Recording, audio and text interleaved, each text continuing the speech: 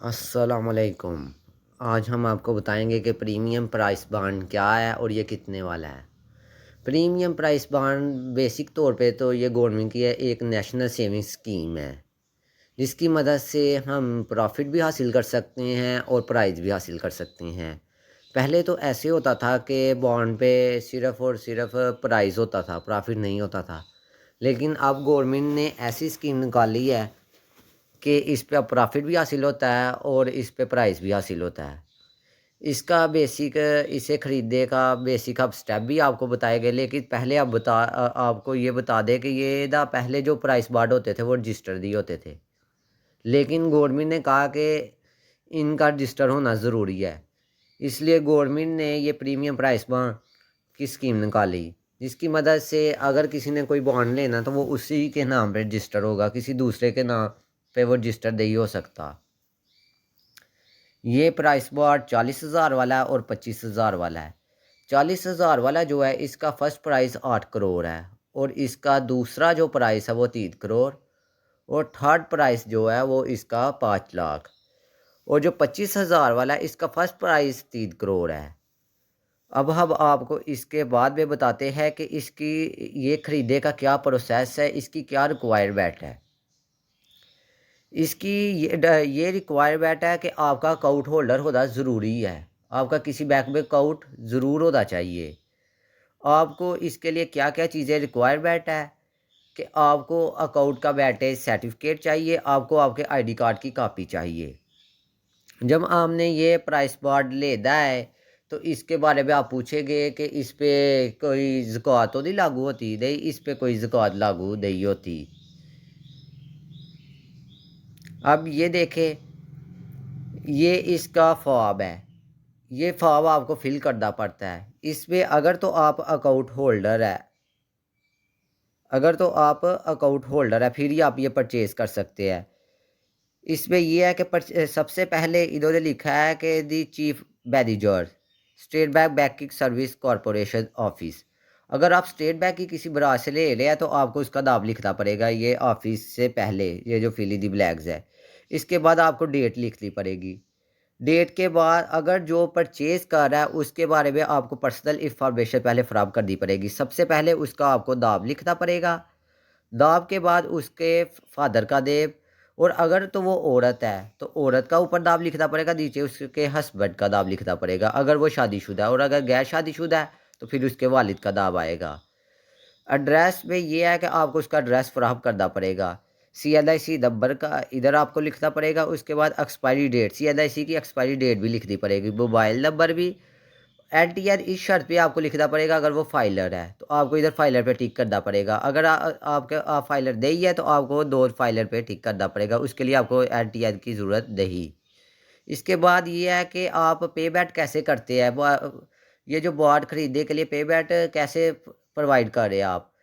ये है कि अगर तो आप कैश की शक्ल में उनको पैसे दे रहे हैं तो आपको कैश पे क्लिक करना पड़ेगा। नहीं तो आपको चेक पेमेंट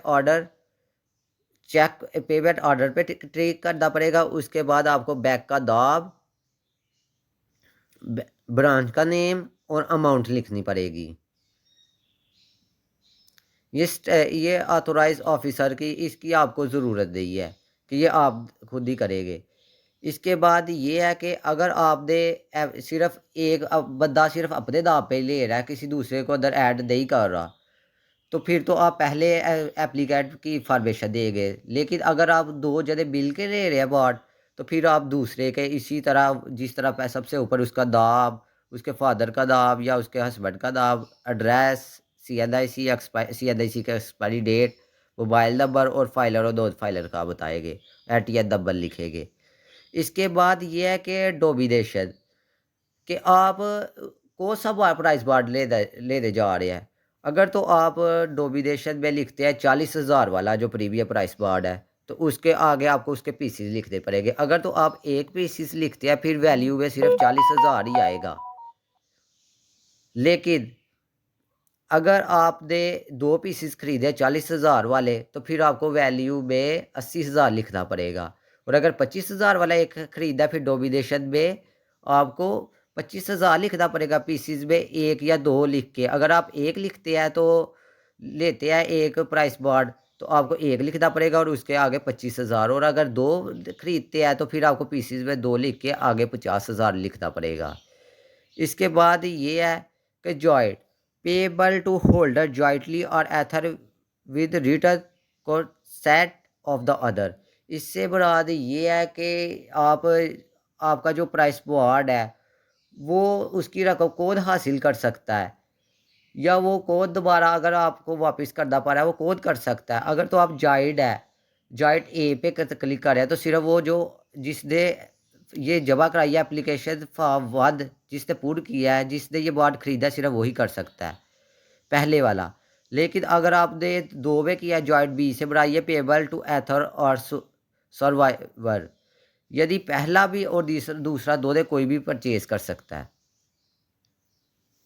इसके बाद ये है कि दो विदेश है, दो विदेश से रात ये है कि कोई भी रीज़न भी अगर आप नहीं ले सकते, आपकी डेथ हो जाती है या कोई भी ऐसा मसला हो जाता है कि आप उसे नहीं उसके पैसे हासिल नहीं करने की हासिल कर सकते, तो इसकी वजह ये है कि आपने एक दो विदेश अपना वारिस मुंतकिल करना, उसमें वारिस वारिस की इंफॉर्मेशन आपको देनी पड़ेगी कि जिसे पैसे वो मिल जाए, उसका देव, उसका आपसे क्या ताल्लुक़ है, उसका कॉन्टैक्ट नंबर, CNIC नंबर उसका, और उसका address.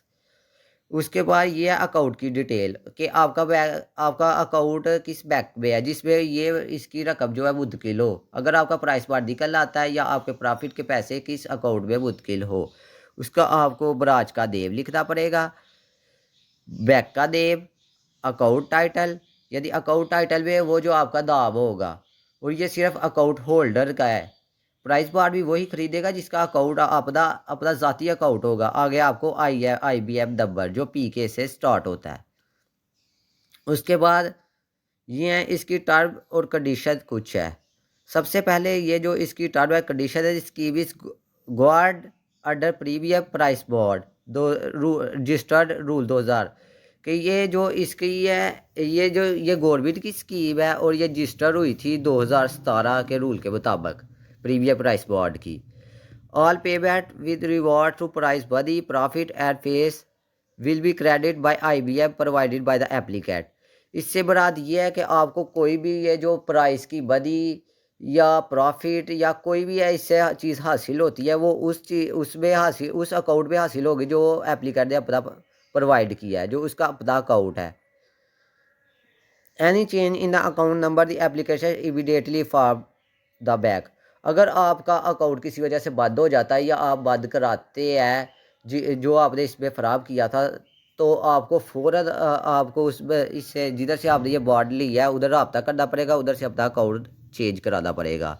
IBM provided by the applicant must be can not be of other person whatsoever. इससे मुराद ये है कि जो आपने IBM नंबर प्रोवाइड किया है वो जो जिसने बॉन्ड परचेज किया वो उसी का अकाउंट होना चाहिए, अगर किसी दूसरे का होगा वो उसमें मुंतकिल नहीं होगा। The information provided in this application for by shall deem to be true complete by the bank और any miss information correct detail anyone nature what the application shall be held responsible। अगर तो वो ये जो bond खरीद रहा है कोई वो अपनी इंफॉर्मेशन बैंक की या कोई भी इंफॉर्मेशन गलत फराहम करता है तो उसका खुद जिम्मेदार होगा। This signature of application must be as per the SNIC provided. इसके ऊपर आपने वही सिग्नेचर कर दिया है जो आपके CNIC पे मौजूद हो गए। आप गलत सिग्नेचर नहीं कर सकते, ये ना हो कि आपके CNIC पे और कोई सिग्नेचर हो और आप इस पे और कोई कर दे। Transfer of back shall be available to the individual investor. यही है कि वो उसके जो बॉन्ड की ये जो पैसे या कोई भी चीज़ इन्वेस्टर का है वो उसके अपने अकाउंट में हासिल होगी। Transfer of bond before completion of 6 month period either from date of occurrence और last date of profit date. अगर तो आपको बॉन्ड लिए हुए 6 माह हो गया तो आपके वो अकाउंट में पैसे ट्रांसफ़र हो जाएंगे। अगर 6 माह से पहले ही आप वो बॉन्ड को वापस कर देते हैं तो आपके वो अकाउंट में पैसे ट्रांसफ़र नहीं हो गए। Transfer of price winning bond from one person to another will only be allowed subsequent to settlement of price bond। इससे यही है कि आप किसी दूसरे को अपने प्राइस बॉन्ड को कैसे सेल करना है, या ये इसकी आपको इतनी ज़रूरत नहीं है। The current transaction report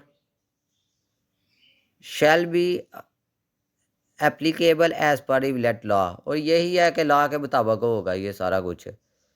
any cutting, overwriting, mutation must be authenticated by the applicant will full signature as per. अगर आपको फॉर्म लिखते वक्त कोई गलती हो जाती है तो आपको अपना उधर साइन करना पड़ेगा जो आपके आईडी कार्ड पे मौजूद है।